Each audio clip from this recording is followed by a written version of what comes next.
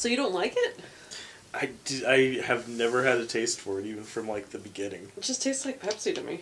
Yeah, it didn't taste like Pepsi back then to me. Whatever. So we're doing our worst of list. Figured just like how we normally do it, just 10, 10, 9, 9, 8, 8. Working your way down to the exciting conclusion. I figured I'd jump around, start with 10, and just see where the night takes us. Let's start with my number 8. Ooh, daring. Yeah. My number 10 was Passengers. I mentioned before that every year I have to go through and kind of rewatch a lot of the reviews because some of the stuff I watched in January, I have absolutely no idea whether I liked it or not, or if I haven't watched the damn movie, or who I watched it with. But we had some pretty terrible ones just in the last month or so, and so I didn't really have to go back and rewatch Passengers review.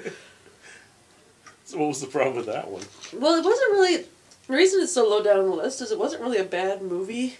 It was just kind of hateful and deceitful. Because it's basically... I saw that one with Brad. I don't know how much you've heard about it, but it's that Chris Pratt, Jennifer Lawrence one where they're like stuck in space and the ship goes crazy.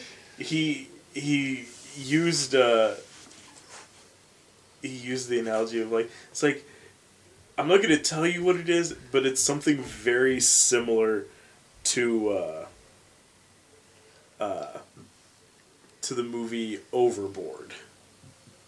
Kind of. Well, because basically they're all on the ship in stasis being carted to a colony planet over the course of 90 years, and Chris Pratt, like, it goes through an asteroid field and bonks into a bunch of systems with asteroids, and one of those systems is Chris Pratt's tube. So he wakes up early, like 89 years early, and spends a year just kind of dicking around the ship, getting progressively crazier, and falling in love with this woman in one of the other pods, Jennifer Lawrence. And so he's like, I want to wake her up, but I shouldn't because that's an awful, heinous thing to do. But I want to because I'm lonely.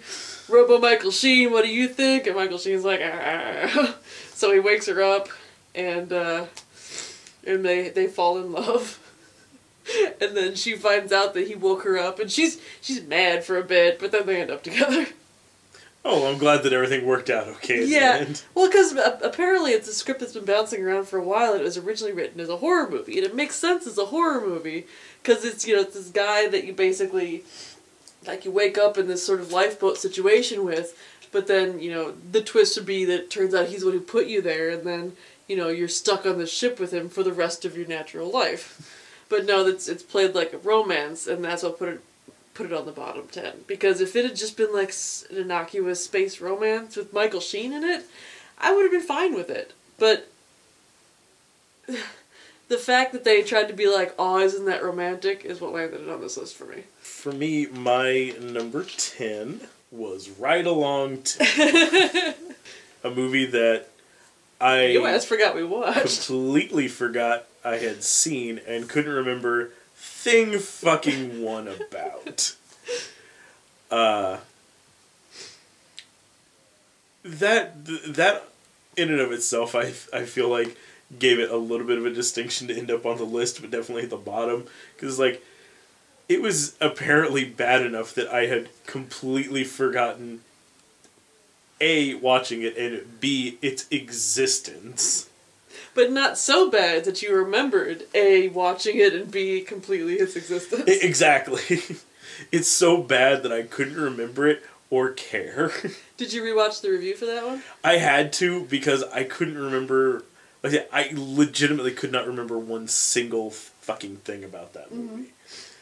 And yeah, no, it's just a terrible movie. It's a terrible sequel that was wildly unnecessary, and it broke zero new ground because it's just a complete remake of the first one, practically. I'm going to go ahead and say that my number 9 is Ride Along 2, so we can just go ahead and both discuss it. Because, yeah, I rewatched the review, and my main takeaway was we spent most of the time talking about Psylocke's pea-soaked onesie. Because the only thing worth discussing was how hateful a relationship the two of them had, and it sounds like, how these are two people that cannot possibly exist together, and Yeah, like a wouldn't it be funny if 90% of the review was tangents because you just did not want to talk about that movie. Although, yeah, it did have one of the things that just bugs the shit out of me in modern movies, where it had all kinds of licensed stuff, like name-dropping shit like Call of Duty and, Gears of War and shit like that. Then they have a video game sequence. But then, yeah, like in the first one and in the second one, like, just this crappy, terrible, fake video game that he's playing on a fucking, like, current generation console, but looks like it's a fucking, like, PlayStation 1 game. Well, I seem to recall in the movie, it wasn't so much that he was playing a video game, as didn't he get into, like, a car chase? And we switched to, like, his point of view, and apparently he was viewing it as if he was himself a video game character. Yep. But instead of, like, using that as an opportunity to just inject some video game aspects into a realistic, one would almost say photorealistic shot of the world, they instead CGI'd terrible graphics for a car chase between him and whoever the hell the bad guy was. It didn't matter. Do you remember the plot of this one? Apparently Benjamin Bratt was in it. Yeah, he was like a drug runner, Miami, like, drug lord or something like that. Yeah, I'm envisioning him as just like the bad guy from Crocodile Dundee 2. Just white linen suits and quiet malice. Pretty much. Yeah, it was like he was... They were trying to find Ken Jeong because he had, like...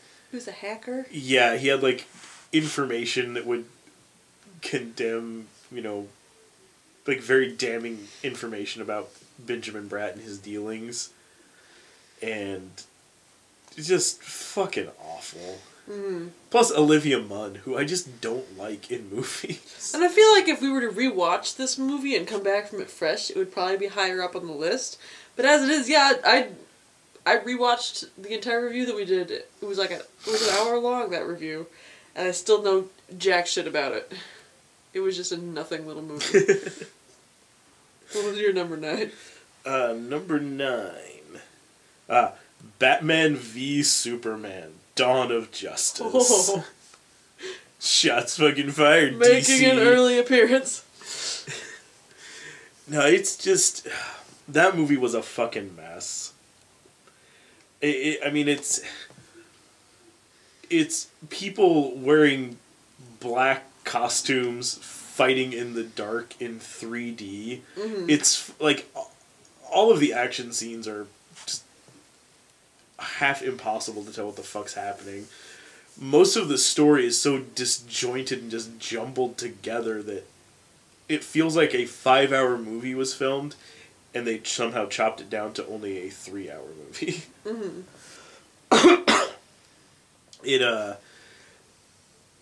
It does no real, like, service to either of the main characters. I mean, Affleck does a decent Batman, but it's not a Batman that makes any fucking sense. It's a fucking mess from beginning to end. Fucking Jesse Eisenberg's Lex Luthor is like someone forgot to tell him he wasn't playing the Joker. The fight with Doomsday, it looked terrible, and he just looked like the Abomination from the second failed Hulk movie. It really is too bad, because I like Henry Cavill. He's fine in some other stuff, but in this one he's so fucking lifeless. Mm-hmm. And I think one of the biggest, like... Well, the two biggest, like, slights that the movie does... Wonder Woman is, like, the third main character. She's on all of the promotional materials for it. Like, on some of the marquee stand-ups I saw for it, she was standing in front of both of them, and yet her name is not on the featured, like, title of the movie. Mm-hmm. Despite the fact that she plays... Batman v Superman, Dawn of Justice, parentheses, also there's some Wonder Woman, close parentheses. Featuring Wonder Woman. Introducing Wonder Woman. She's a featured artist. But yeah, like, she's in just as much of the movie as the other two, and fuck, she's the one that like, when it actually comes down to, like, the big fight at the end, she does more of the heavy lifting than either of them do. One of my... Okay. You may find that this movie makes an appearance later on my list, but I will say, briefly, that during the final fight scene, when Superman's like, give me the spear with the kryptonite in it, and Batman's like, but no, because you're Superman, and it's gonna kill you. He's like, I have to do this. And Wonder Woman was just like, standing there like, doom, doom, doom, doom. It's like, I can also fly just as fast as you. And am equally as strong. 100% not allergic to kryptonite. Oh, and there's that. But whatever. Whatever. She was off the clock. She was on a break. Fucking apparently. Goddamn unions. But no, I just think that's a huge disservice to her, and plus the fact that there was the entire sequence of Batman sitting around essentially watching teaser trailers for the other Justice League movies. Like, they just really cram those in there. Uh-huh. It's like, this is all so fucking unnecessary. So that's my thoughts on that one. Did you rewatch that review? No. Well, because that was the one that you and Brad went to, and then me and Dave went to. And that's how you can tell it's a particularly bad movie, is if there's 2 reviews of it. We had to get verification. Was it bad? Yes, turns out it was terrible. Okay, so my number 8 was Me Before You. The fuck movie was that? Wheelchair Suicide. Nope, still not ringing a bell. No? Oh, well then strap in, my friend. So Emilia Clarke and Fennec from the Hunger Games movie are in a romantic Nicholas Sparks-esque movie where she's like, she runs a cutesy little girl bakery and she gets laid off, and so she's looking for a job, and she ends up as a caretaker for this, he's not paraplegic, but he's definitely... He's wheelchair bound, and he's got diseases that make him susceptible to pneumonias and so forth. And so his dad, Charles Dance, hires her to be his caretaker, but also to cheer him up and get him not to kill himself. Teach him to learn and laugh and love again. So the fact that the way I remember this movie by calling it Wheelchair Suicide should clue you into the fact that by the end of the movie he's like, I've fallen in love with you, this works, got a new lease on life, still gonna fucking kill myself. I'd like you to come watch. What the fuck? And she's like, but I don't wanna. And he's like, fine, I guess you don't love me. So she goes back home, and all of her friends and family are like, you should probably go watch him kill himself. It's the humane thing to do. And she's like, alright, I've learned my lesson. It's what any normal person would do. So they go to Sweden to the suicide complex, and he kills himself. The end. What the fuck? Which is why this movie's on my bottom 10. I've seen a lot of really peculiar movies this year. This was one I saw with Brad after, like, I guess Matthew saw it, and he was like, why haven't you watched this movie yet? And Brad's like, I don't know. Christ. Doop, doop, doop, Sarah, what are you doing tonight? It's not higher up on the list because it's not a bad little movie. Like, it's got some really, really funny parts, and Emilia Clarke is acting her little eyebrows off. But the fact that the romantic lead kills himself by the end, and not just kills himself, because, like, when I rewatched this review, there were some comments, and they're like, what, people with differently abled people aren't allowed to decide to kill themselves? That's not the problem with this movie. The problem with this movie is that it's couched in such a way that they're suggesting that people with disabilities ought to kill themselves. And that's what made it so despicable. That's so fucked up that that's a movie. Which has got really cute little outfits in it. Oh, well that... If you have an extra hour and a half, watch this movie, because it's got some really funny parts. It's got Matthew Lewis in it from Harry Potter. Which one's he? Neville. Oh, okay. Yeah, he plays the boyfriend that her character has, just so she has just like a some iota of conflict, other than the fact that her wheelchair boyfriend wants to kill himself. Huh. Me Before You.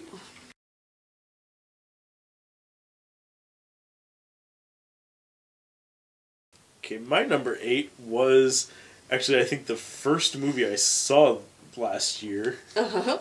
So, pretty much guaranteed it was going to be on the list. The Forest. Oh, is that wandering off? Well, we're doing like a suicide theme. Yeah, it was Suicide Forest. So, yeah, it was... I mean, it had the cards stacked against it to start with because it was a January horror film. Mm-hmm. No, real quick, was that the Matthew McConaughey killing himself in the Japanese forest? Or the one with, like, the girl who had a twin going off and killing herself in the forest? That was the twinsies one. Uh-huh. I think you're thinking of like Sea of Trees or something like that. Suicide Forest. But yeah, no, this was the terrible horror movie one where it's a horror movie set in Japan featuring pretty much only white people. You know, like you find a lot like of you do in Japan. But yeah, it's like everything about that movie was just rushed or phoned in or just like the first like few minutes of the movie were wildly distracting because it was just a jumble of shots cut together. Like it felt like there should have been probably like a 15-minute, like 10 or 15-minute long like opening scene that kind of set everything up to get her going to Japan, and then the studio said, "This is taking too long. Cut this down to 2 minutes." So it's just a bunch of random like chopped together scenes, and they're all out of any sort of sequential order. So it's like it shows like her like telling her boyfriend or husband or whoever, it's like my sister's gone missing, I have to go find her. And then it cuts to like a plane landing at like the airport in Tokyo. And then it cuts back to them having dinner with her getting like the phone call to tell her that her sister's gone missing. And then it cuts to her like taking a cab somewhere. And then it cuts back to them like in bed the night before she leaves to go to the airport. Stop being cute, movie. Then it cuts to her getting dropped off at the airport. So did her sister actually kill herself? No. Turns out she doesn't have a twin. Well, she has Tyler Durdening herself. She has an identical twin sister, and she plays both of them through the clever use of one's a blonde and one's a brunette. But the actress has like a very like distinct like beauty mark and like a little scar on her face, and so does her twin. Yeah, so it's not just number 8 is suicide themed, it's Game of Thrones actors suicide themed, because that one was Marjorie Tyrell, wasn't it? I cannot remember who the main person in that one was. I'm going to assume that it was, and I'm right. But, yeah, it's just, once she goes there, like, it's just, everything is done to, like, make you think that she's crazy. It's one of those kind of movies. And she keeps falling for, like, weird stuff that's, like, obviously, like, the forest trying to, like, fuck with her, because, like, it's haunted or whatever. But it's stuff that doesn't make any sense. Like, at one point, like, she accidentally, like, falls in a hole and, like, ends up in, like, some, like, big-ass cave. And there's just, like, a schoolgirl standing down in this cave. She's like, "What are you doing here?" She's like, "I see your sister. Follow me." And she's like, "Okay." It's like, there seems to be nothing wrong with this situation. This is probably on the up and up. Makes sense she's down here and knows who I'm looking for and saw her. Over there in the corner. So her sister... What was the twist ending? It ends up that, like, her sister, like, she's convinced the whole time that her sister's dead and there's, like, these ghosts following her and everything. And she goes progressively crazier and crazier. To the point, like, she thinks that she's, like a ghost has a hold of her and she starts, like, trying to, like, or she thinks that, like, some, like, creature has a hold of her and she can't get away, so she's trying to, like, cut it up, like, you know, like, she's got, like, a piece of glass or some shit, and, like, she's, like, slicing at it to get it to let go. But what she's really doing is, like, slicing the shit out of her own arm. And she ends up actually, like, finding, like, her sister is out there, she just was lost in the woods for a week.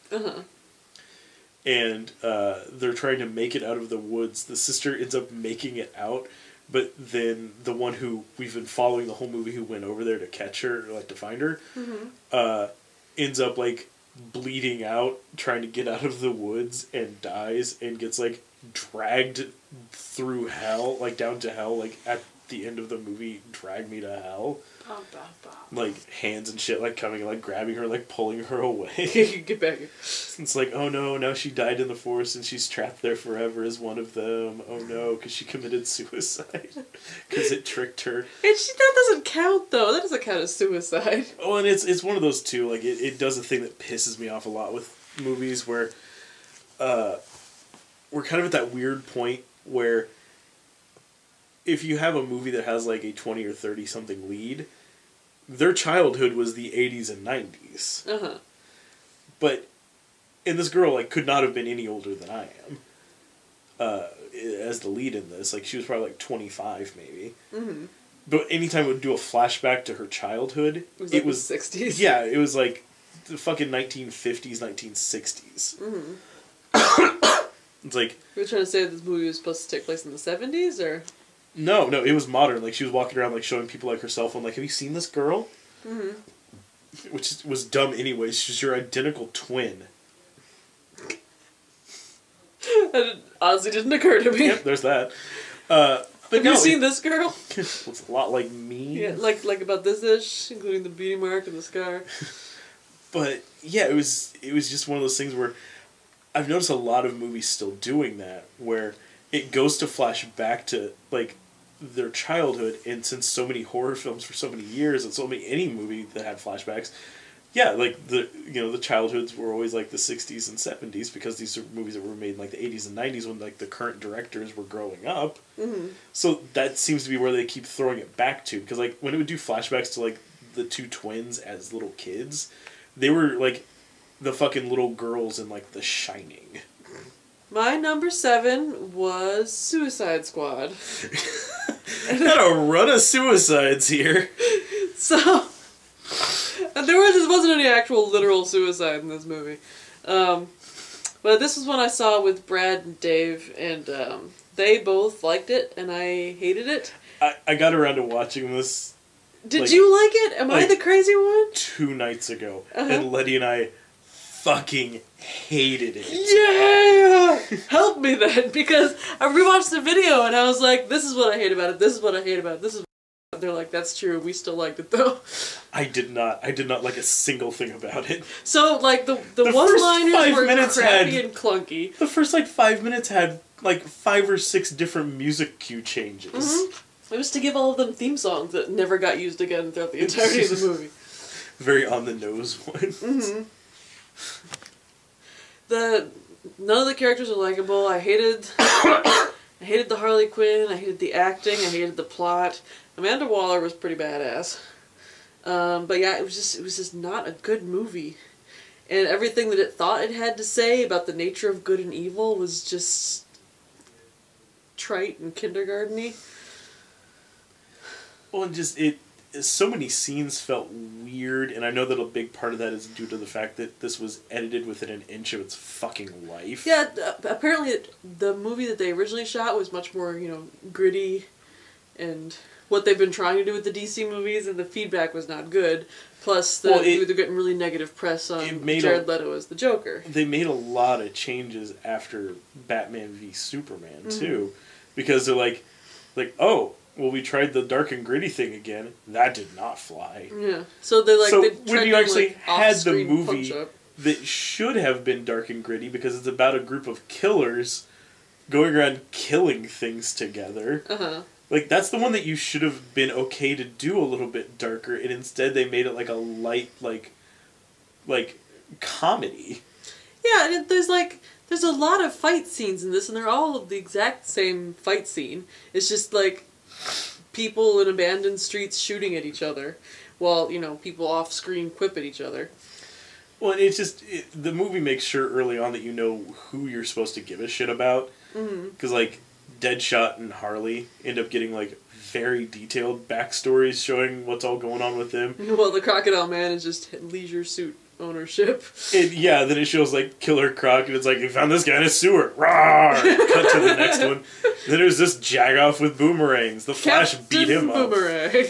And then, like, everybody else just gets like a real quick, like 30-second intro, and then it's not even until they're about to like a half hour in when they're actually going out on the actual mission. That like suddenly like, oh, and here's the last guy on the team, Slipknot. I don't even know if they ever mentioned his name on camera. Is he the one that got murdered? He was the one that showed up, had a line, then they landed the chopper, and then was like, that's all bullshit, man. You could probably get away. He's like, fuck it, ring, blows up. It's like, oh, glad they brought him in to die 5 minutes later. Mm. Or also the fact that like at the same time they're like, oh, and here's the other member of the team, Katana. Like, she'll be here. Probably shouldn't dwell on that, though. Mm-hmm. This is also the review where I got scolded in the comments because I thought that the vat that Harley and the Joker had fallen into was labeled acid. And I'm like, acid doesn't do that. And everyone's like, no, Sarah, it says Ace Chemicals. And I have to be a little upset about that because I feel like in a chemical plant, you would label it a little more accurately than just chemicals. Well, it's a chemical of some sort. Maybe it's apple cider vinegar. That's probably what did it to me. Yes. Well, my thing was like, okay, so that's supposed to be, because in the kind of retconned way that they've done things in like the New 52 and like DCU, Mm-hmm. It's not just that like the Joker convinced Harley to be crazy, and she's like, oh, okay. Like he also like threw her like in the new continuity. He also throws her into like the same batch of chemicals that he fell in. Mm-hmm. That kind of like make like she's actually like dyed like white now as well, and like her hair is permanently like those colors. But so that's kind of what they were doing with that to show like, oh, that's how she got to that point. But my thing is like, so he jumped in it again. Yes, because once you go, once the chemicals hit you, you're immune to them. Yes, from now it's on. like the chicken pox. It's like Ace chicken pox. Is what it's actually said on the side. Also, what exactly is in that vat? Because you figure like unless they have like 1,000 days without an accident on the big board in the plant. Like, has no one else ever gotten this shit on them before? I feel like, yeah, it's just a big open container of chemical. Like, no one else has ever, like, oh, shit, God, I dropped a wrench. Bloop, splash. Oh, no. And then has, like, a white hand with, like, pink fingernails. It's like, oh, this is my crazy hand. I'm just saying the hand is crazy. Like, just no one else has ever accidentally touched this stuff. Sprouts ponytails. Gets a little slutty skirt on it. Yeah. Yeah. Pleased to meet you, Mr. J. And also, yeah, the weird way that they were, like, it's like, whoa, the only other time we've ever had Harley and stuff is when Tara Strong is voicing her either on the animated series or on, like, the Arkham, video games. Uh-huh. She always talks like that, so I guess we'll have Margot Robbie do some weird, like, Mae West thing. I likened her to, in the review, like a Muppet version of Fran Drescher.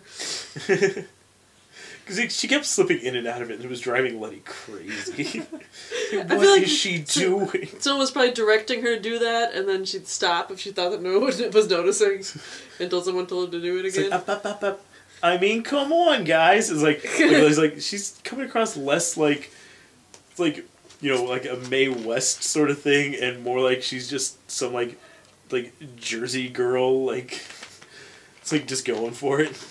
My number 7 was the epic flop remake of the epic film Ben-Hur. Ben-Hur. Judah Ben-Hur. Ben-Hur didn't make my list. It was on my maybe's list, but it got knocked out. Yeah, it just that one. I mean, it wasn't like Citizen Kane bad. Nothing is Citizen Kane bad. At Torso Boy 323. But yeah, I was just thoroughly uninterested in that movie for the entire 3-hour duration that it took up. Uh-huh. It's a remake of a classic film, and I don't know why anyone thought that was ever going to work out. like, again, like, I still have not seen all of the original Ben-Hur, and I still don't plan on it. You don't even need to. You see the remake. Oh, exactly. Yeah. It's just like the original, but with more leather, leather bootcut pants. Suddenly leather pants. Or that entire hour of the film when he comes back and starts dressing like he's fucking Jewish Batman. He basically was Jewish Batman. Joseph in the amazing monochrome dream coat. Yeah. But yeah, it's just... It comes across like... there was an era in Hollywood where a movie like that could be made. And that is no longer. Because, like, just suddenly, like, turning, like... It's like, what do you say? You there, carpenter from Nazareth. It's like... Yeah. I don't know, guys. Maybe do unto each other. But who am I? I'd recommend turning the other cheek, but that's just me. I'm gonna plane this wood here. You know, carpenter of men and all. I'm carpenting. You just keep running into him as, like, some incidental character where, like... It's like... Trying to really weave in, like, it's like, really? No one remembers in the Bible, like, all the times that it mentioned Ben-Hur? Like, it's like, stop putting him in here. This is not part of the Bible story. Well, too, wasn't the, like, the little zealot that was staying in Ben-Hur's house turned out to be, like, the, one of the... Oh, he ended up, co-crucified? Yeah, he was the thief who, You know his name. Who turned away from Jesus. It was like, this is all fucking bullshit. Dismas. Yes, because of Uncharted. Because of Uncharted. He wasn't the penitent thief. He was the jerk thief. And I don't know his name because he wasn't in Jesus Christ Superstar. Wah, wah, wah, wah. Wah, wah, wah, wah, wah. I never even think of Jesus Christ Superstar. I always just think of Jeepers Creepers. It's basically Jesus Christ Superstar. It's making fun of the movie version where they all do actually wear those big onion hats. And there's a scene where... Because they're Pharisees. Yes. And when they go to see the King of the Jews, he's just like floating on an island with like little round John Lennon glasses. See, in Jeepers Creepers semi-star, it just looks like they're on their way to Burning Man. There's like a bus full of people. There's a scaffold built out in the desert because, I don't know, we need something to dance on. What should we do about our boy Jeepers Creepers? He's not all that good, but he's not all that bad. I would have rather watched that for 3 hours on a loop. Rather than that than Ben-Hur, you mean? Yeah. I tend to agree. Where they're like, it's like, oh, it's an action movie. Where it's kind of like Gladiator and 300. But also The Passion of the Christ. Yeah. And like a whole bunch of just like rowing, and then a whole bunch of just like training horses in the desert. Did not like. Did not need to be 3 hours long. Oh boy, it didn't. I didn't realize I'd seen so many bad movies this year, but like Ben-Hur didn't make my list, and Allegiant didn't make my list, and that movie was fairly bad. What if people thought that was your number 4? Oh, my bad. My number 6 is actually Alice Through the Looking Glass, which you didn't see. Sure did. So you missed the... We were on the edge of our seats waiting for that footer wagon to happen. Paid for the whole seat, only needed the edge? Yes. But no footer wagon to be had. Oh, no. It was just... You're disappointed. I am so disappointed. It was just terrible time puns and thinly veiled like feminism metaphors. You know, whenever a movie is set in a specific time, it always has to include like, oh right, and life is pretty shitty for anyone who wasn't like a white man. So like she's in the real world. Which relates to modern era as well. And there's like a bunch of guffawing old men who like want her dad's ship. And at one point she gets like committed to an insane asylum, which is run by Moriarty from Sherlock Holmes, and he's like, female hysteria. They say there's no cure, but I know different. Syringe, squirt. Then he gives her an orgasm. I think I actually made that joke, and the review was like, no, I know how to cure female hysteria. Yeah, they figured that one out. Well done, science. It's a steam-powered jackhammer dick.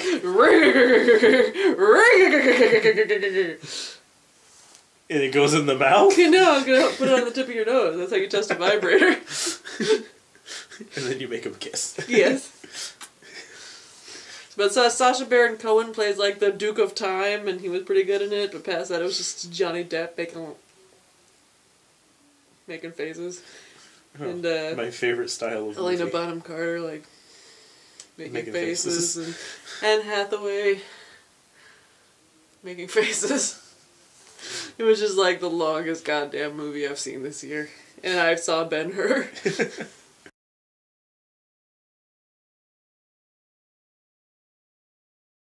Number 6 is actually 2 movies. What? You're not allowed to do that. I am, because they're the same movie. Do tell. My number 6 was Shut-In and The Disappointments Room. I Am Disappointments Room. Yes. Because they were so goddamn the same movie. Uh-huh. Like, both of them were... I mean, they have different flows to them, but basically both of them are a middle-aged white woman living in a big-ass house with her kid, and through the course of the film, the mother keeps going progressively crazier and crazier because she thinks the house is haunted, only to find out late on into it that it's not haunted at all. It's just a terrifying tale of the horrors of mental illness. Okay. Like, in both movies, they're, like, very damaged women who should be on, like, antidepressants, and they aren't. And so they start going very, like, slowly crazy. So is this like an Armageddon Deep Impact sort of situation, where... Yeah, pretty much. Like, you know, like one of those movies where it's like, like the year where you have like Armageddon Deep Impact or Leviathan and the Abyss. Like it's almost the same fucking plot. Mm-hmm. And both of them were like let's take an actress who maybe we haven't seen in a few years. Disappointments Room was Kate Beckinsale and. Oh, I just saw her ass. In Probably a lot of it. Blood Wars. Yeah, she's the mother in Disappointments Room, and Naomi Watts is the mother in the other one. In both movies, like they're in like some insane house, completely isolated from the nearby town type situation, and both of them keeps thinking that they're seeing like crazier and crazier and crazier things and losing their minds. And no, it just turns out that in both cases these are women who should have been on some sort of medication and they just aren't taking. Mm-hmm. And they're losing their fucking minds. So in both cases, like it's a ghost movie that ends up having no ghosts in it. But an odd thing is both movies also, with no sort of problems, steal scenes directly from The Shining. Both of them. Like, Disappointments Room has a lot of shots of, like, the little kid riding, like, a big wheel around the house, like, down, like, the big-ass hallways they have before, like, something spooky happens. In Shut-In, they actually do the scene where she tries to like, her son ends up being, like, the person who's haunting her the whole time, and he's just being a dick. Sorry, go ahead. It's a weird situation. But she ends up trying to trick him into thinking that she's escaped the house by opening the door, running out and around the corner, and then walking backwards through her footsteps to make him think that she ran off this way, and then the track ends. It's insane. Like, there's a lot more comparisons between the two. Like, if you watch it, you'll see them all over the fucking place. Mm-hmm. But yeah, like like I say, it's just odd that both of them have, like, oh, let's cast a middle-aged white blonde mother and her kid alone in an isolated house where they think they're being haunted, but it's just a harrowing tale of mental illness. And also, let's inject it with scenes stolen from The Shining. Mm-hmm. Like, there's even a scene where in Shut In, Oliver Platt realizes that something's wrong in the house, races from like city to city to get to where she's at, runs into the place, and immediately gets attacked and killed. Mm-hmm. The same as Dick O'Halloran in The Shining, where he's like, oh no, Danny's in trouble. Flies there, gets a snowcat, drives all the way out there in terrible weather, runs in, and as soon as he gets in the hotel, choppa with an axe. That part bummed me out. Like, exact same fucking scene. Mm-hmm. So, just kind of... they are so fucking the same movie.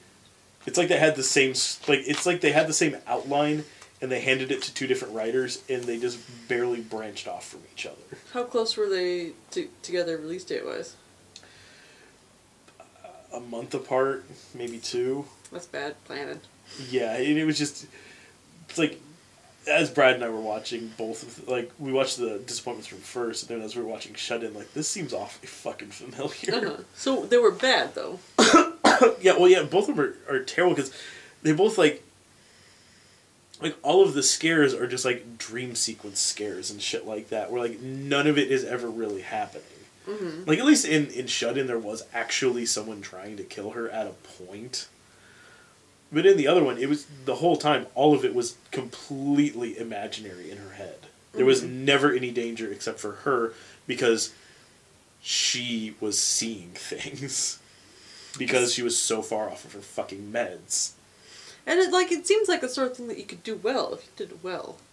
I seem to recall my mom telling me about, like, a book that came out a little while ago. Because apparently, back in the day, like, they'd diagnose women as being overstimulated, and so they'd prescribe them to just, like, sit in a darkened room for a couple months. Perfect. So, and she read a book about a woman who's in that situation, and she started to lose her mind, and there was, like, a stripe along the walls that was just getting darker and darker and darker every day, and she couldn't figure out why. It turned out it was because she herself was crawling on her hands and knees around the room, dragging her face on the wall, just for something to do.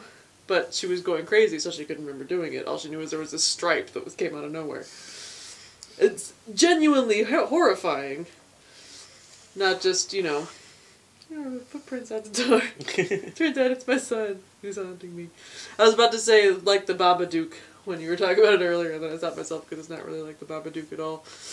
Well, at least in that one there actually was a Babadook. Yeah, that's true. I still haven't made it all the way through that movie. I got too freaked out when she was like legit gonna murder her child. I was like, you know what, I got other things I can be doing right now. No, it gets way better towards the end. I don't wanna. Now the Babadook shows up. And his ass is terrified. Yeah, well, there's pictures. There's a meme online where it's like, when you go to your friend's house for a Halloween party, it turns out that it's more of a wine and cheese party. And it's just, I think it's Katie Willard, just sitting in a corner dressed like the Babadook, and everyone else is like drinking wine. That picture scares the crap out of me. I'm not watching the goddamn movie. Number 5. Batman v Superman. So this movie was terrible. I didn't like how hateful both Batman and Superman were. I didn't like all the extra bullshit they put in there with, like, the time-traveling Flash and the sand people. Sequel baiting a lot, and yeah, the weird, like, dream sequence. Where it's just Batman running around with a machine gun. Just smoking fools. Like he does.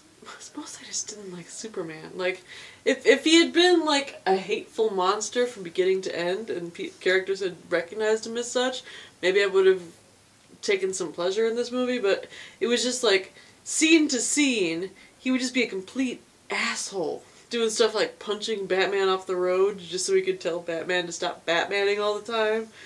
And, like, the part where the building explodes and he's just kind of like, aw. Or when they're fighting just because Lex Luthor has his mom. Which didn't make any goddamn sense because he's the Superman. Your mom's name is Martha too? Besties. Yay! And my pinky swear to never be apart again. And yeah, the part with Wonder Woman where she's just standing there while Superman murders himself with the kryptonite spear. This movie didn't make a goddamn lick of sense. I remember at the time liking Lex Luthor, but that was just because I like Jesse Eisenberg. I like him so much, and people have explained to me afterwards, she's just doing a Heath Ledger as the Joker impression, and I'm like, fuck, oh no, that's true. I should just go back and watch American Ultra again, a movie which he's genuinely good in. Like, that, yeah, his version of Lex Luthor was basically Heath Ledger's Joker combined with Gene Hackman as Lex Luthor. Australia. Yes. That's the only thing I heard from that entire movie. Australia. That's the only thing you need to know. Yep. But it's another movie on a list of movies that I barely remember anything about. But I went back to the tape. I seemed pretty annoyed. So this movie made my number 5. I was vexed. Plus, this was the review that Dave was so angry when we left that he didn't talk for like the first 20 minutes. So it was just leaving me rambling on about DC characters, which is like something that, unless it's on a CW show, I know jack shit about. And neither Batman nor Superman are on a DC show, so all I have to go off of is like movies that I've seen. And the old Superman cartoon. is on... Fucking okay, Supergirl. I'm not that far into Supergirl. It's okay. I've just been watching... It's okay. He doesn't actually show up until season 2. He does show up because he saves her from that guy in the junkyard. Well, okay. But it's just like his feet and then him on the phone. But no, I'm all about the Captain Cold. Because he's such a douchebag. Fuck yeah, Wentworth Miller. Have you watched The Legends of Tomorrow? I'm like halfway through it. It's good, right? It's The internet doesn't seem to think that one's very good, but I like it. It's out It's of got all. Rory. It's out of all of the Rory as his own version of the Doctor. Yeah. No, out of all the CW ones, it's the most comic booky. Uh-huh. Like I kind of like I was a big fan of like the first 2 seasons of Arrow, especially. It was it was way more grounded. Now it's like all the different shows are like, let's just get crazy with it. It's like, rein it back in a little, guys. Well, I wasn't paying as much attention for The Flash, but I like that one. Not least of which because it shows how terrible the names for villains in his rogues galleries are. 'Cause it's all like Captain Speedy Pants and But at least it gives it context with Baron Pterodactyl Head. them working in Cisco naming them all each time. Uh-huh. Just as a thing to do. It's like they should all have code names. I'm gonna call you Zoom. Don't call me Zoom. How about don't? My number 5 was Jason Bourne. Jason Bourne. More like Jason Boring. Jason Bourne. Because it was. They made it out like it was going to be this huge thing. Like, oh, it's Matt Damon is returned to the franchise. You got Paul Greengrass directing it, and it's going to be this big continuation of everything. But for me, each of the Jason Bourne movies is less and less entertaining, and so bringing back Matt Damon to that, there's so much overhead going on with it that the whole plot is so bogged down. I get it, it's a spy movie, political intrigue and all that, but it's bending over fucking backwards to fit all that stuff in, and then occasionally remembers oh yeah, and then he beats a guy with a chair leg. It's... Does it do it all fast and camera cutty? Well, and that was the huge thing about this one is Brad and I both left the theater from that one with feeling fucking nauseous. Mm-hmm. Because it is all claustrophobically tight angles, but with a shaky handheld camera. Mm-hmm. So there are times where it feels like the fucking cameraman has Parkinson's or something like that. It's jerking around so much. Mm-hmm. You can't focus on what it's doing, or it'll be a tight close up on there was one scene where Alicia Vikander and Tommy Lee Jones and another guy are having this conversation. Mm-hmm. And it is all told through tight right here close ups. almost like the entire screen is just face. Back and forth, back and forth, back and forth, back and forth. Between all three of them talking. Until eventually, at the end of the shot, they pull back to an establishing shot. And they're in a gigantic conference room. And it's so fucking weird. It's like, they made it seem like they were having this conversation in a fucking phone booth, as close as they were all, like, the angles were and everything. But no, like, they're on either side of, like, a 6-foot wide table. And, yeah, like, the entire conference room is probably the size of, like, Brad's living room and, like, the side room down there where he does his editing. Mm-hmm. Like, all of that. Like, that's the length of this room. And then, like, why are we just filming, like, right here on top of them? But the whole movie is like that. And, like, in action scenes, it's tight close-ups like that as well. So you can't tell what the fuck is happening. Mm-hmm. But combined with, like, the shaking around camera stuff, it's fucking impossible. Like, it's just like oh, whoosh, whoosh, whoosh, whoosh, whoosh, whoosh. And then, oh, the fight must be over because everyone's laying on the ground now and Jason Bourne's the only one standing there. Ta-da! If you were to tell me that Paul Greengrass was the name of a Flash villain with, like, plant powers, I would believe you 100%. You're gonna get, like, some radioactive sod poured on him or something. Oh, there is a guy like that. Is his name Paul Greengrass? No, it's like, what is it, like, the Floridic Man or something like that? Chairface Chippendale. Yes. But no, it's I mean, it's a terrible continuation to a series that used to be pretty decent. And it just, like, you could feel, like, the whole time it just felt like it was really, really, like, stretching the premise thin at this point. Like, they need to just do a reboot because it's so top-heavy with everything, like conspiracy on top of conspiracy that it's almost fucking impossible to tell what's happening. Mm-hmm. And like I say, combined with, like, the camera work, like, it was nauseating. Like, we both left, like, feeling like we had fucking motion sickness. I think Film Brain went to it in 3D and said that he, like, was, like, legitimately ill afterwards. Uh-huh. I hate movies like that. Because it's just, you can't fucking keep up with it. Mm-hmm. And, like, really quick, fast motions in 3D doesn't work out very well anyway. But yeah, there were entire sections of the film where you couldn't even tell what was happening because it was all, like, quiet stuff, like, while people were, like, back and forth, like, doing spy shit, and they were just texting things back and forth. Mm-hmm. But it was a moving... Action-packed. But yeah, it was like a moving camera, so it's like, oh, like, he'd get, like, a text on his phone, and, like, he'd hold it up, and it's like, okay. And then he'd turn and look and then, like, go off some other way. I'm like, I guess he told him to go up the stairs. I have no fucking idea. What's the background on your phone? It's like a... It's just all blue and red 3D stuff? Oh, yeah, it's images that have been anaglyphed. Uh-huh. That was the lion. Do you have a pair of 3D glasses that you can wear and look at it? Nope, I just leave it like that. Be all ghouly. that one was, like, the lion statues in front of, like, the what is the... The Lion Museum. No, up in Chicago. It's just like a museum full of lions. Yeah, the Lion Museum in Chicago. What's your number 4? Number 4, Gods of Egypt. Lion Museum.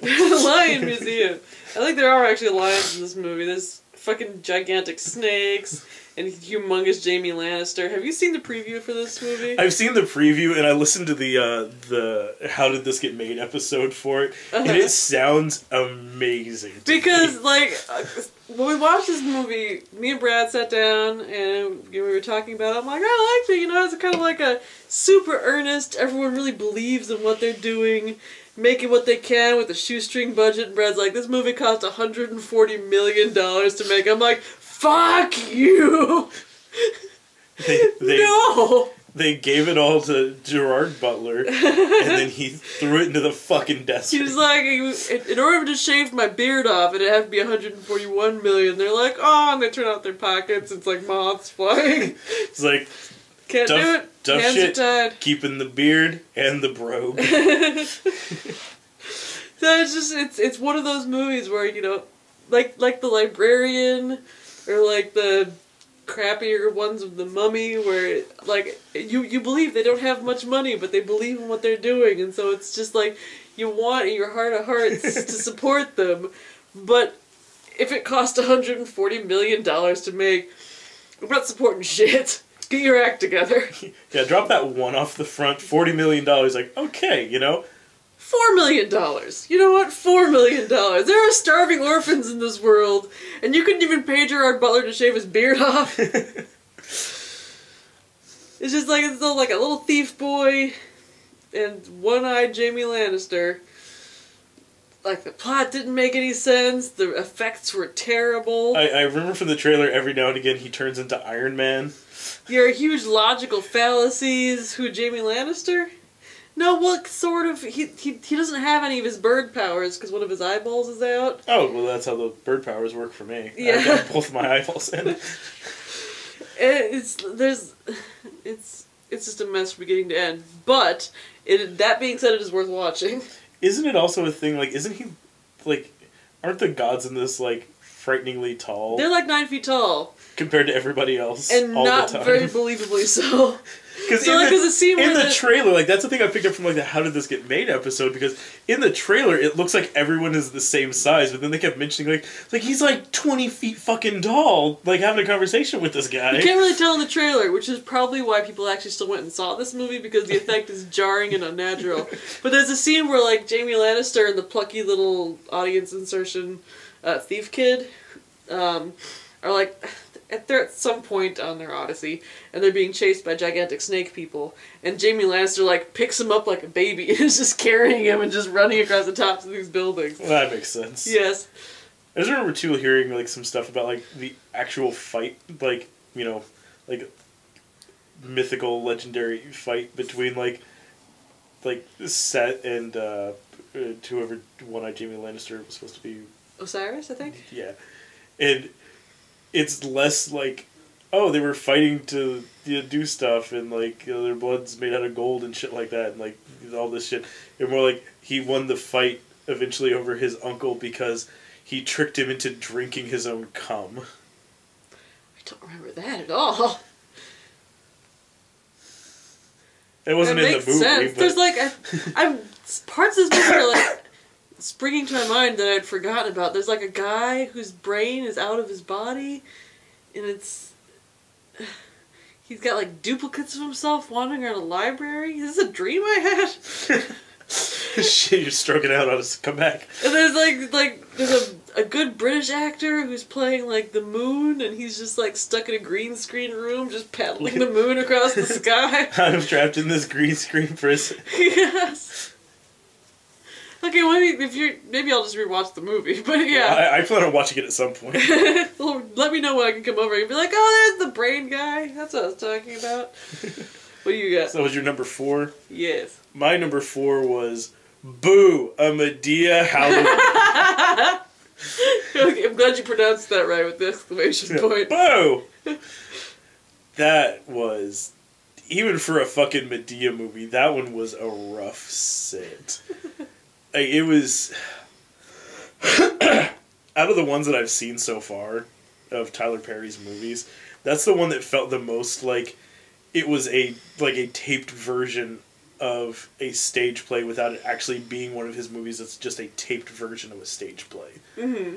Like, entire, like, half-hour chunks of the film are just the characters riffing back and forth with each other while sitting in one room. Oh, and of the 5 people in the room, 3 of them are Tyler Perry playing characters. So, never having seen a Tyler Perry Medea's blankety blank movie before, is that in keeping with the quality that these usually are?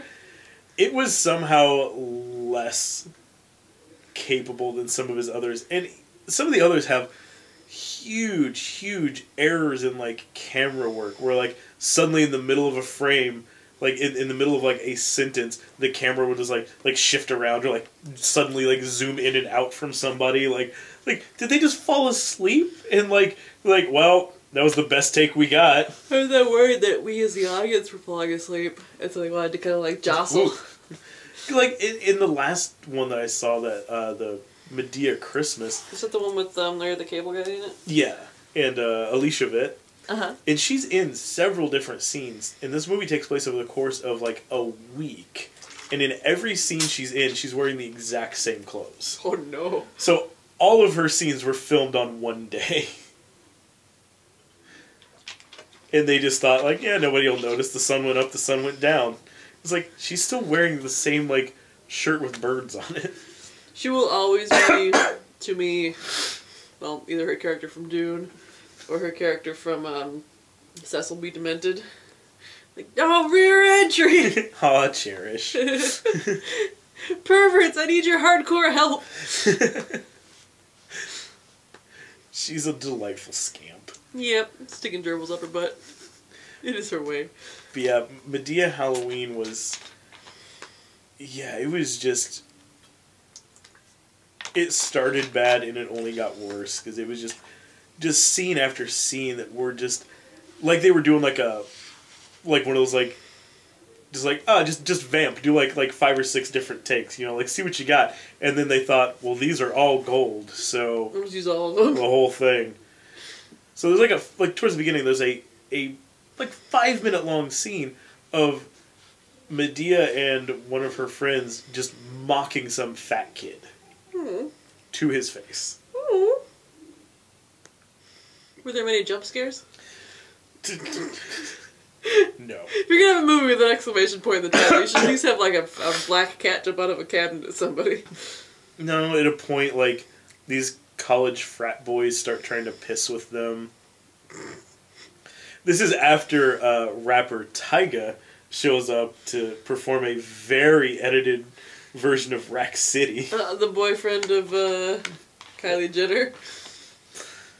So these frat boys start messing with them, like dressing as clowns and like hiding in the house that they're in. Uh-huh. And also, one of the frat boys is like a computer hacker, so he starts doing stuff like turning the lights on and off, or turning the faucets on. You know, which is something you can hack from your computer, turning the faucets on in an old house. Maybe he hacked a robot that was just off screen, turning the faucets on and off. But it was fucking terrible. Plus, out of all like Faucet from Futurama episode, all of Medea's friends, all of them are either Tyler Perry in makeup, or another woman who's clearly not an old woman, but just wearing old lady makeup so that it's funny when she's like constantly like twerking and shit like that. But out of all of them, there's only one person who is actually an old black woman. Mm-hmm. Or it's Tyler Perry. Yes. Yeah, he's been acting because he's so deep undercover. It's like Serpico. It's just like he takes off the wig and there's like gray curly hair underneath it. He's like, no. Hey, Mr. Mayor.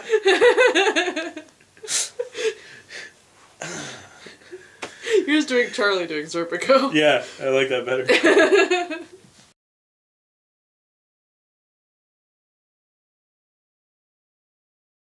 Number 3, Collateral Beauty.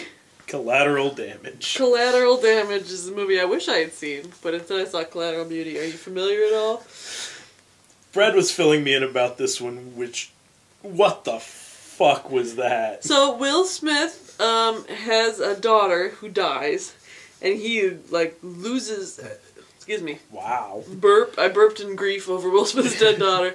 He loses his will to live, sort of, and, like, he's not running his company or taking care of himself. He's just, like, sitting in a dark room, staring into the middle distance when he goes home every night. When he goes to work, he's just, like, building these, like, intricate domino setups and then bonking him over again. And the co-owner of the company, Ed Norton, his best friend in sympathy and empathy, decides I'd better trick him into looking mentally incompetent so that I can sell his company out from under him.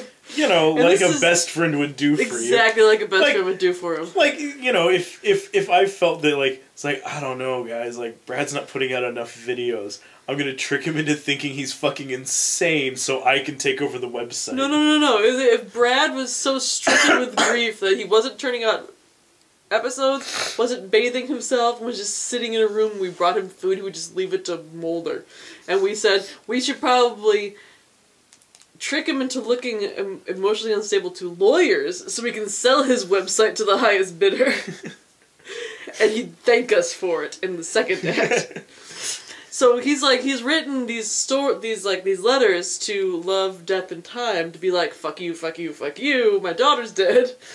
And so he hires... Does Sacha Baron Cohen reprise his role this time? God, I wish! No, it's it was an actor I wasn't familiar with. He actually did an okay job. Was it Michael Pena?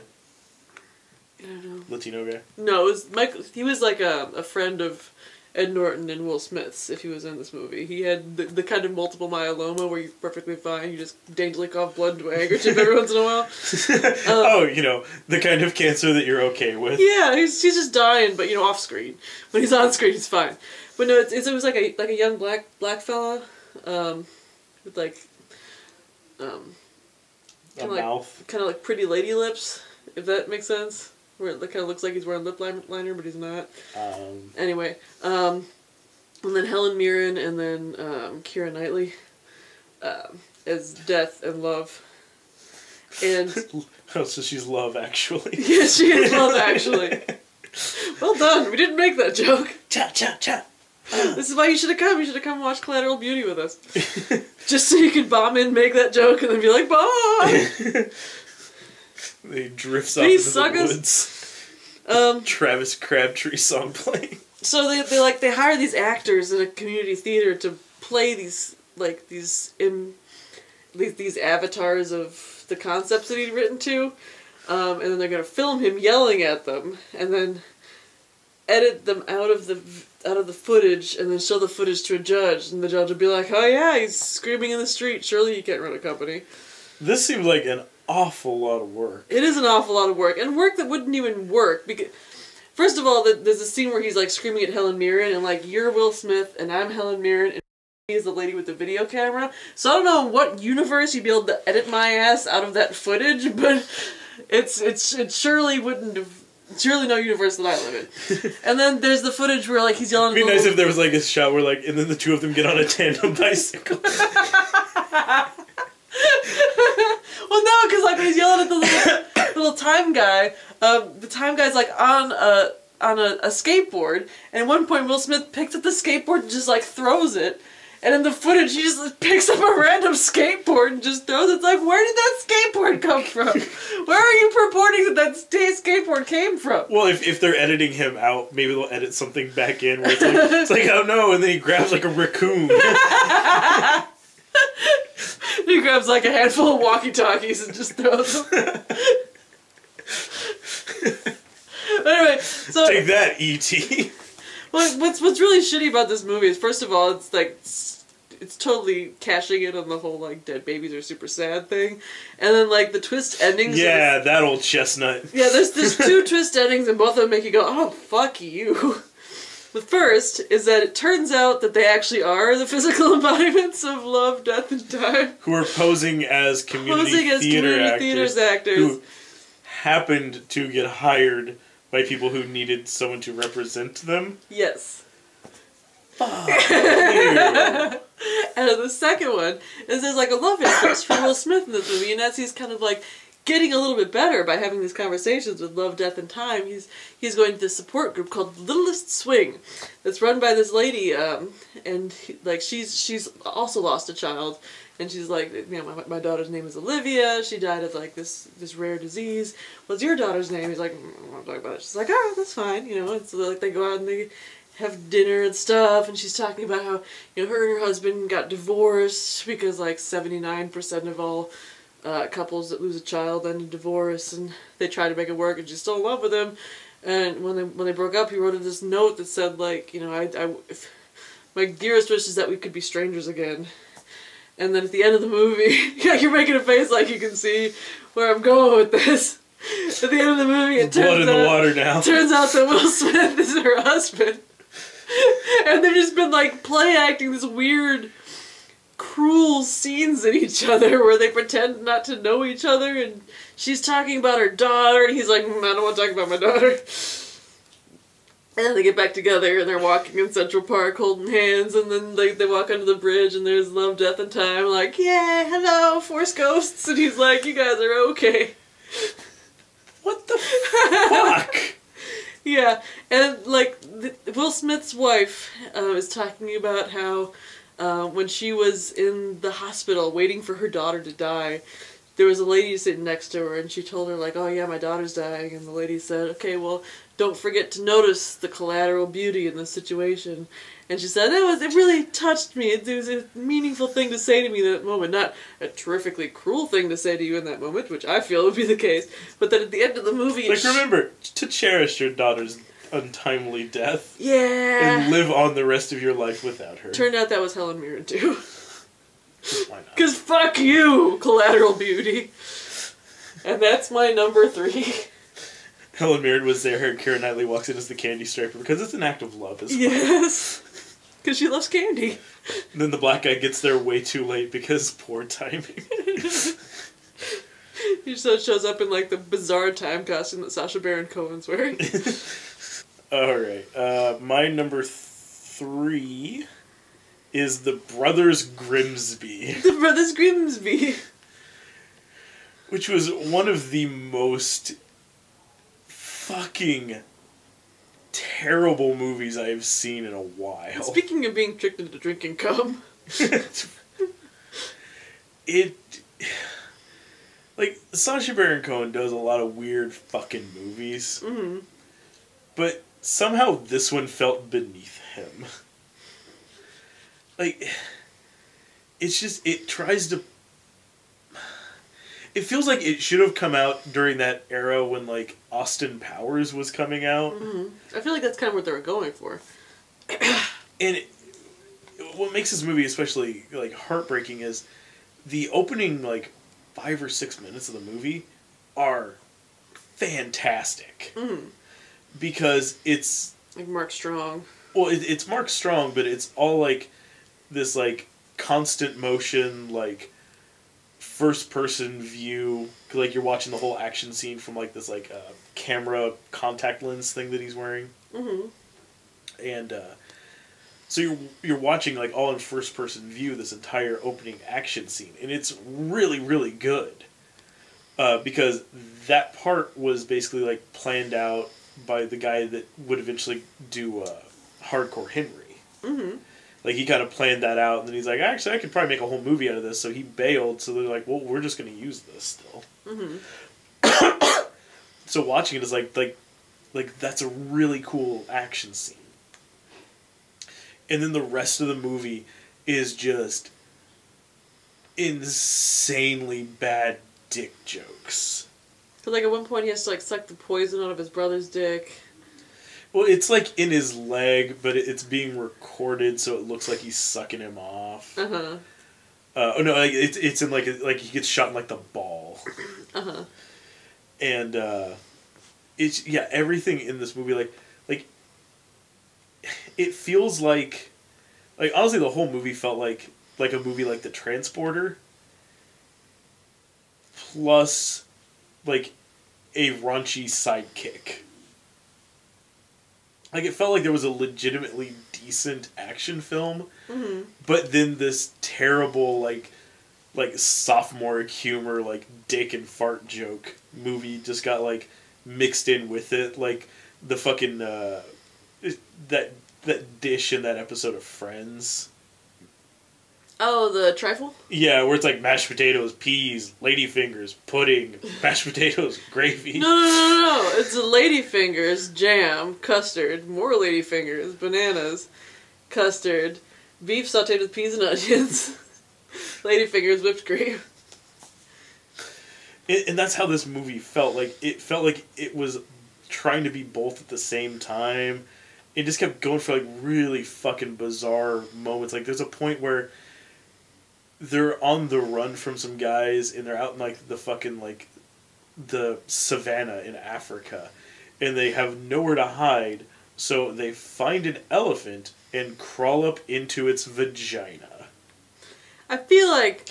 And then that elephant gets fucked royally by another elephant who ejaculates gallons of cum all over them. Meanwhile, it's showing them inside this elephant's vagina with just giant elephant dick like ramming them. I feel like it's written by someone who doesn't understand how a vagina works, even an elephant vagina. And then it fills up with cum, and eventually they spill out in a tidal wave of elephant cum.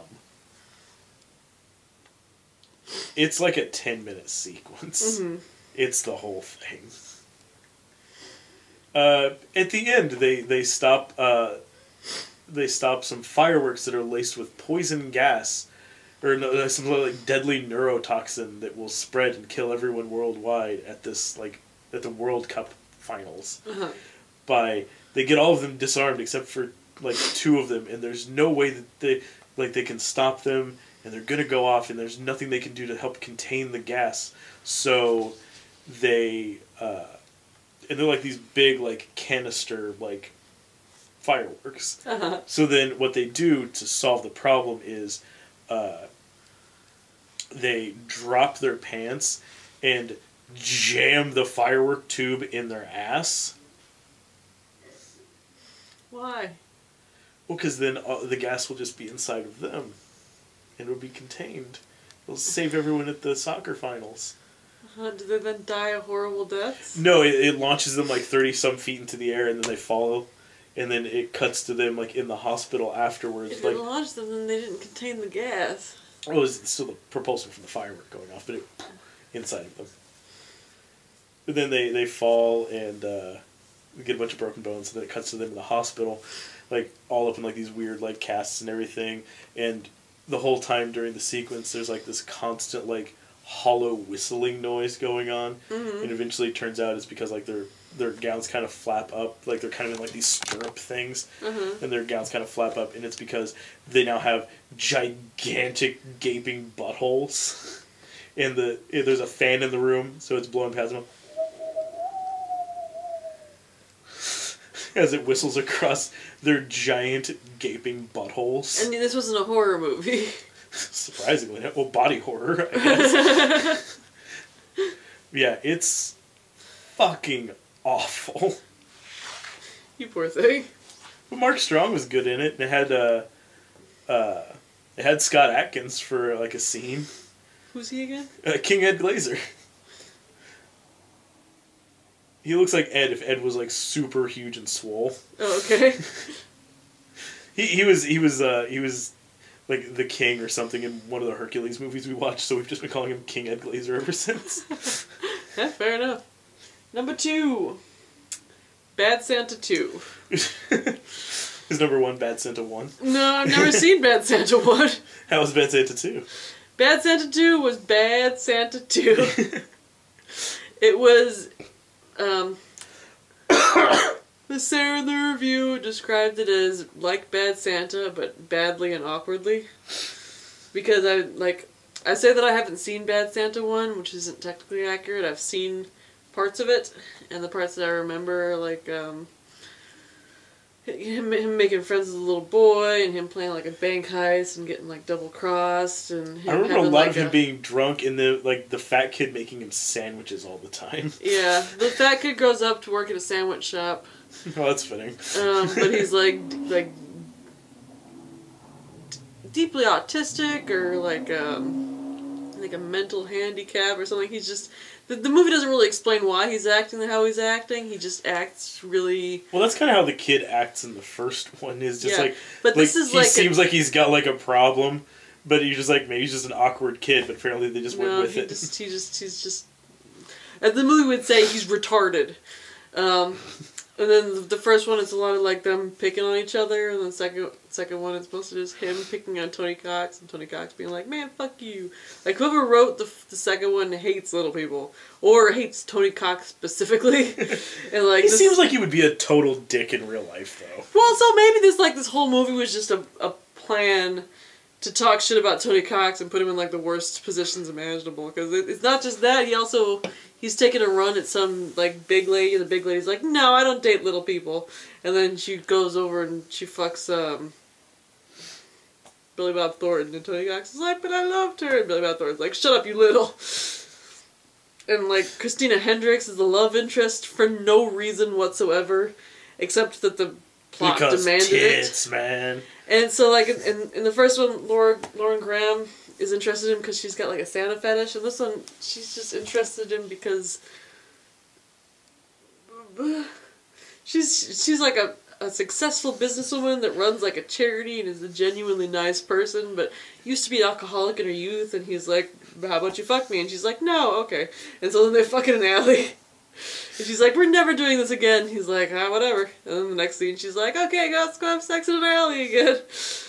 And the movie, so that none of the stuff that happened in the movie was for any particular reason, other than to progress the plot in a shambling semblance of the plot from the first one. I've seen several of those this year. And it's the kind of comedy movie that's unforgivable in that whoever wrote the jokes doesn't actually understand how comedy works. Oh, good, because that's a key for comedy. Yeah, so it's kind of like someone impersonating like a foreign language without actually knowing how that foreign language works, so they're just making noises similar to the noises that are made for that language. Like saying like, oh yeah, I speak French, fa fa fa fa fa fa fa. Ching chong ping pong. Yeah, that's how the jokes were in this movie.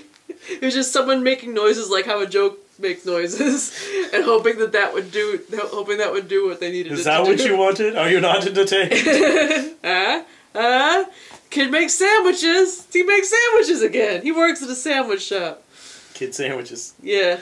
My number 2 was the most unabashed propaganda film I have ever seen. I'm very surprised this isn't your number 1. Because this is the one you guys walked out of, right? Oh, no. Irving and I stayed all the way through on our sitting. Oh.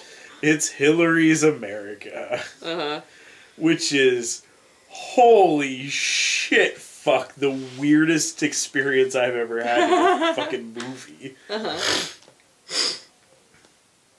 I mean, it's 100% a fucking propaganda film.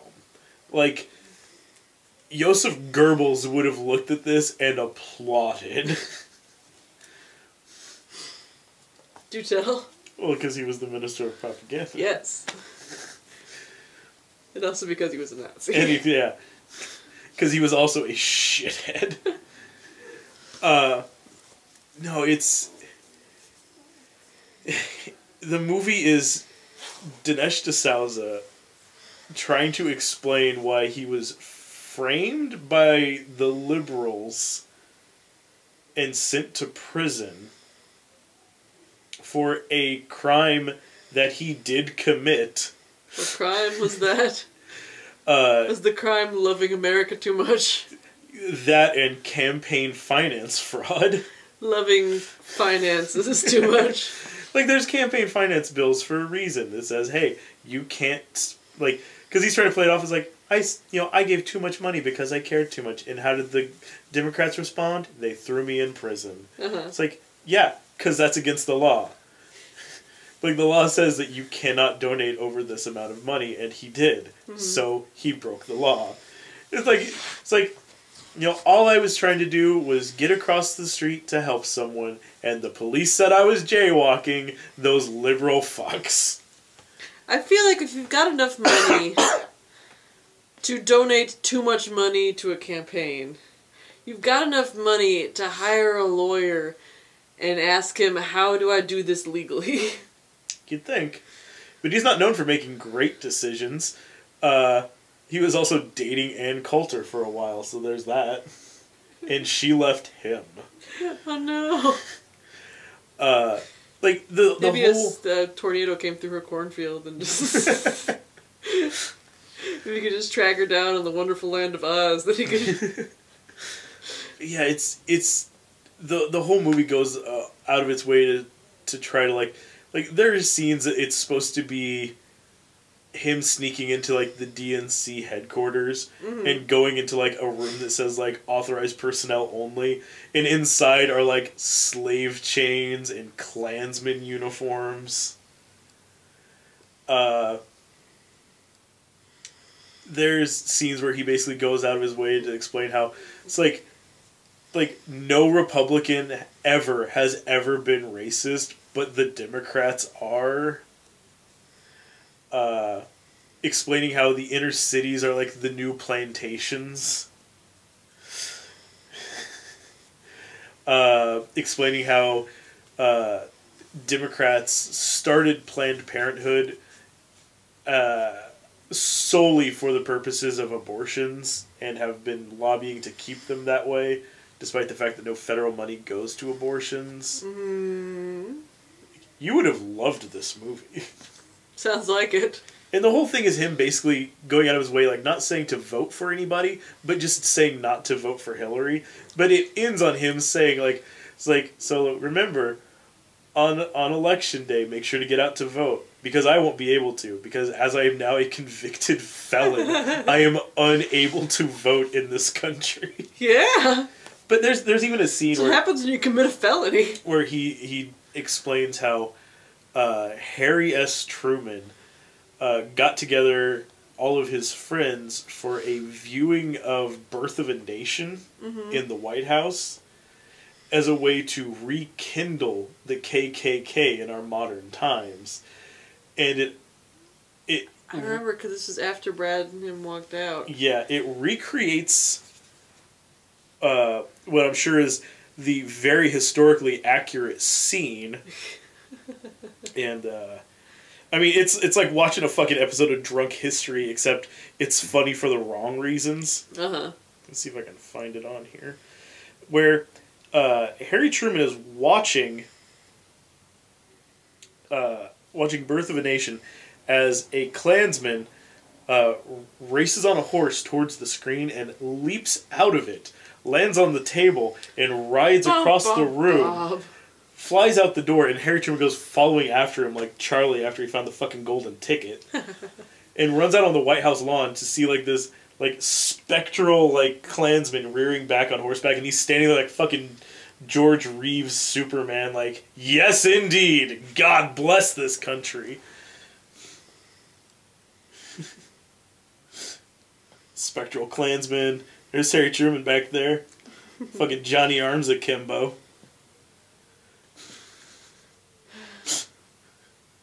I like the horse is wearing a Klansman uniform too. Oh yeah.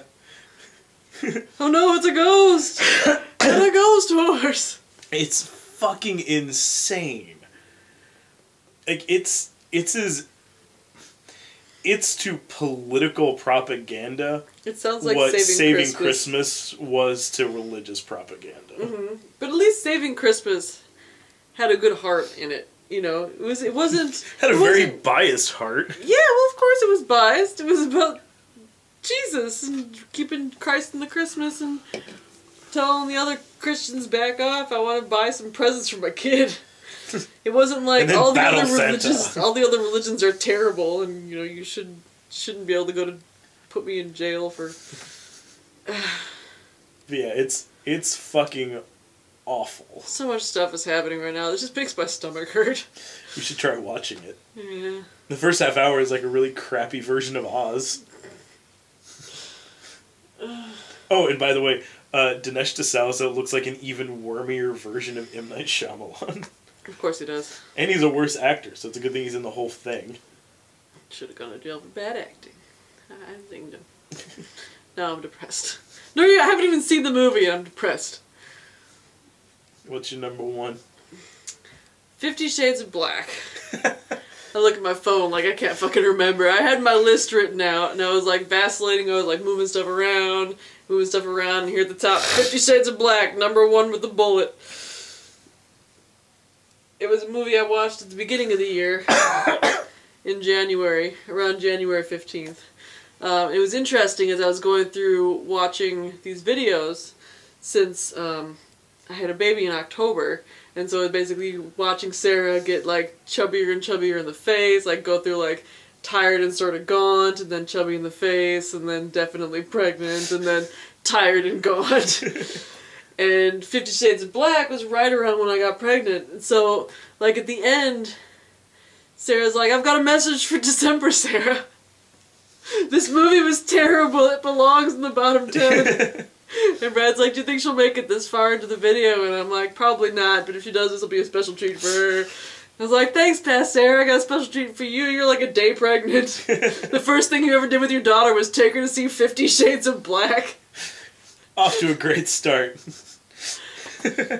So when I went to see this movie, I thought, okay, well, this is going to be zany and probably in pretty poor taste, because I've only really seen the first the first Scary Movie. Maybe the first one and the second one, which were, you know, zany and stupid, but kind of fun, you know, and so I thought, okay, it couldn't possibly be as bad as 50 Shades of Grey, it'll just be, like, dumb. Oh, but no, this is after Marlon Wayans decided to branch out on his own with a haunted house and a haunted house 2. I think Marlon Wayans must have, like, been something, some woman must have done something to him to make his brain this way, because this movie hated women in a way that I haven't seen a movie hate women in a while. Because it's basically... That'll be funnier in a minute. Okay. Because, like, it's basically, he's playing Christian Grey, and it's got, like, real adorable. The girl who played Shelby in New Girl is, like, the Anastasia Steele character. And it's basically just her getting shit on for an hour and a half, because... Like actually, I feel I should ask. She probably actually got shit on at one of the cutscenes, but like they're talking about how terrible she smells, and like there's a scene where she's got like an outie belly button, and he's like, ah, it's disgusting, ah, it smells like shit, and then they cut away and she doesn't have an outie belly button anymore. What's weird though is to kind of jump in on that is I haven't seen the second Haunted House movie, but the first one. Like 90% of the jokes in that were about how terrible his wife is in that movie. Yeah, he doesn't like women, I don't think, because there's two female characters of note in this movie. There's Shelby from New Girl, who's basically just shit on and berated for the entire thing, and then there's her roommate, who's a big fat white girl dressed like a super stereotypical 90s black girl and talking in like a super stereotypical black girl accent about how she sucks all the dicks. And neither of the characters are particularly flattering, and Shelby is, I say in the video that she reminds me of Anna Faris in the Scary Movie movies, in that she's a real sweet game comedian, just having horrible things happen to her and trying to put a nice face on it. There's a Magic Mike scene where he's got like a micro penis. There's a scene where there's like that they're making fun of the scene in 50 Shades of Grey where like her guy friend is trying to like muscle up on her, and Christian Grey goes over trying to stop him, but instead he's like, hey, they're hurting me. There's a scene where he's like in the hardware store, and he's got a bag of zip ties, and he's like looking it at her lasciviously.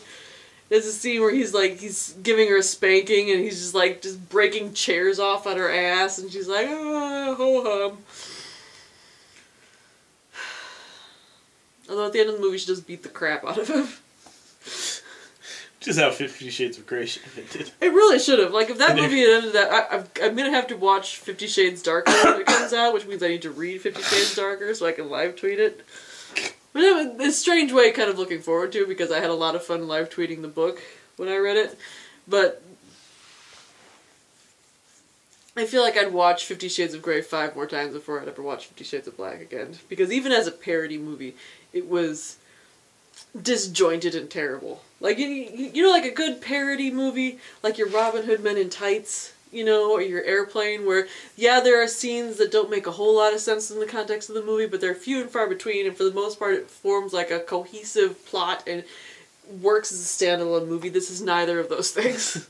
Fantastic. This is just like, his character will like change from like cool and suave and coy to like, ah, bitch, you crazy! With like a cut of the camera just because of how he wanted that character to be portrayed for the joke that he was making at the time. It was like watching the dailies for it. If he was like, okay, let's try the character like this, let's try the character like this, let's try the character like this. Like, I like this take and I like this take. Like, those are different. It's like, Nope. No one's gonna give a accents shit. came and gone. And it was a January movie, so I wish that I had more specifics to cite, but I remember hating it. And I remember being kind of nauseous when I left, thinking like, did he go through like a bad divorce or something? Because, like, you know how when you watch Indiana Jones and the Temple of Doom, and you can kind of tell that the directors were going through divorces at the time for the way that Willie's portrayed? It was like that times a million. What's your number one? My number one is a movie that thinks even less of women than that one. Ooh. The Christian film Voiceless. Oh no! Something to say about abortions. I wonder what could be worse than Hillary's America. Turns out, a movie about a guy who is legitimately the villain of a movie being lauded as the hero. Uh-huh. Like, I'm not sure if you've heard anything about this one. I've heard bits and pieces from Brad, but I'm very interested to be filled in. It basically, okay, it's this guy, he's a war veteran, he returns home, and he and his wife move to, like, Detroit or Pittsburgh or fucking somewhere. Mm-hmm. And he's gonna be working, like, she's like a counselor or something like that, and she's gonna be working with this church that's right next door to the building that, like, they're living in. Mm-hmm. Like, the church, like, put him up in, like, this apartment. And he finds out that directly across the street from the church is a, like a family planning center. No. And he, like, it's like, how can you just let them, like, have that building? Like, how can you let them, like, operate here? And they're like, it's a thing. Like, you know what they do over there? Abortions! They're killing babies, man! And it's just this guy getting more and more unhinged about the fact that there's, like, this, like, clinic across the street, which, according to their sign, offers, like, free STD testing, monthly checkups, like, full run of anything that you might need for your reproductive needs, mm-hmm. and also abortions. Mm-hmm. And he's just insane. Like, this guy keeps getting more and more unhinged. Like, he keeps trying to go in there and, like scaring people out of, like... And he's touted as the hero of the movie? Oh, yeah. Because it's his godly duty mm-hmm. to help save them babies. Is he going to take the babies and raise them as his own? I don't fucking know. But he's, like, growing more and more frustrated with the church because they won't step in and do anything. He tries going to, like, the city planner's office to try to get, like, their business license revoked. Mm-hmm. They're like, well, what are they doing? Like, well, they're doing abortions. They're like, which are legal. Like, the entire movie seems almost more pro-abortion. Well, not even pro-abortion, like, pro-life. Uh-huh. Because it's calm, reasonable people trying to explain to him that it's perfectly legal what they're doing. Mm-hmm. It's letter of the law. Yeah. And he's just being unreasonable. Like, well, why? Can't you close them down? Like, no. Do you have a grievance to file with them? There's nothing I can do. Like, they're a legitimate business following the law. Mm-hmm. Go home.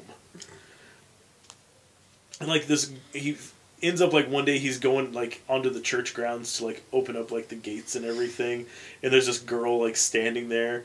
And she's like, I don't know, I found out I'm pregnant, and I don't know what I should do. And he launches into this huge fucking pro-life, like, tirade. Mm-hmm. And scares the shit out of her enough that she runs across the street into the clinic. Uh-huh. And then he finds out, like, a week later that she had the abortion. Like, he keeps going in there, like, asking, like I need to know about this girl. She's, like, this tall brunette. Her name was, like, Ashley or something like that. Like, we can't give you someone's medical records. This is insane. How can you not tell me? It's like, because she fucking can't. It's illegal. And then he finds out in the newspaper a couple days later that after the abortion, like, she killed herself. Uh-huh. And then goes to her funeral. At which point, like, one of, like, her family members is like, oh, thanks for coming by. Like, how did you know our sister? It's like, oh, I only met her the once, like a few days back. Like she came by the church that I work at, and she was really conflicted about getting an abortion. And I tried talking to her. Like, you're that fucking nut job that basically convinced her to go in there and then guilted her about it to where she committed suicide. And, like, the whole family starts, like, yelling at him at this funeral. It's insane. But it starts getting to the point, like, the movie is filmed like it's like an episode of, like, The fucking Wire or, like Taxi Driver. Like, he's getting more and more unhinged in, like, a fucking Travis Bickle kind of way, to where it legitimately seems like he's gonna blow up the clinic. Because they mention, like, he's a former, like he's an Iraqi war veteran, like, you know, proficient in all this shit. Like, he tries, like, going over there, like, to the point, like, harassing people enough to where the cops show up and, like, arrest him, and he starts fighting the cops. And he doesn't understand why no one is wanting to, like, jump to his aid in this cause. At a point, he goes there and starts harassing this one woman and basically convinces her not to get an abortion. So her husband beats the shit out of her. And then she decides to, like, go back the next day to get the abortion or something. And, like, the guy goes across the street to, like, talk her out of it, and the husband shows up, starts waving a gun around and shit, like, threatening to kill him, like the cops show up and then shoot him dead in the street, and he's, like, looking at the people who run the clinic, he's like, you fucking did this. You. It's like, no, you did this. You unhinged psychopath. And it keeps escalating more and more, it's just fucking insane. The way that it keeps, like, the way it depicts him as, like, this, like, soldier of God's army, it, like I said, it more comes across as, like, it's a very, like if you showed that to someone and said this is a pro-choice film because here's how crazy pro-life people are, they would 100% believe you. To the point, like, at the end, like, they end up doing, like, this this protest in, like, the middle of the street, like, blocking traffic to keep people from going to the clinic. And the clinic, like, employees are standing across the street, like, eventually, like, I don't know, like, I guess we're gonna have to close for the day. And they're like, yeah, we did it, yeah. It's like they're gonna, like, reopen tomorrow. Like, at the end of the film, nothing gets resolved other than, like, he gets this, like, minor victory because he gets them to, like, stay closed for a day. But its treatment of women, like, there are entire scenes where he is explaining women's rights to women, but not to them, to their boyfriends. And him and the boyfriend are having a conversation, and the woman gets to weigh in on none of it. Like, even to the point where, like, this girl's like, it's like, well, I can't have this baby. Like, me and him, like, we're not financially responsible enough to handle this. I live with my mom, and she said she will straight up kick me out. He's like, yeah, but you need to have this baby. It's like, well, what am I supposed to do after that? It's like, I don't know, live in a shelter. When eventually some old Irish woman who lives in the building agrees to take in, like, this gangbanger and his pregnant girlfriend. It's fucking insane. Like, if you really want to see a movie that will, like, take your, like treatment of women in movies and tip it over the edge, this is the one. Oh boy, I was looking for something like that. I know, right? I woke up this morning, I was like, you know what I need? To be so angry that I'm kind of gut-sick. It's like, I need a movie that not only fails the Bechdel test, but destroys it and sets it on fire. Aborts it. Like, at a point, like, his uncaring, unfeeling wife is, like, considering leaving him because he won't... she wants to get an abortion. He won't let her. No, because years earlier, when they weren't in a responsible enough position, they both agreed and had an abortion. And she doesn't understand why he's going so fucking mental on this. Like, it's consuming his day-to-day life. It's like that episode of Sunny where where Mac and Dennis decide to live in the suburbs. Uh-huh. Like, just getting more and more crazy. Like, what'd you do today? It's like, you know, stuff. Hung a picture. Took a while to find the stud. Like, that is how this guy is progressively through this movie. Mm-hmm. To the end where he's basically just, like, standing in the street yelling in people's faces. Like, even the church, like, threatens to kick him out of the church. It was like, you're being too fucking much. Uh-huh.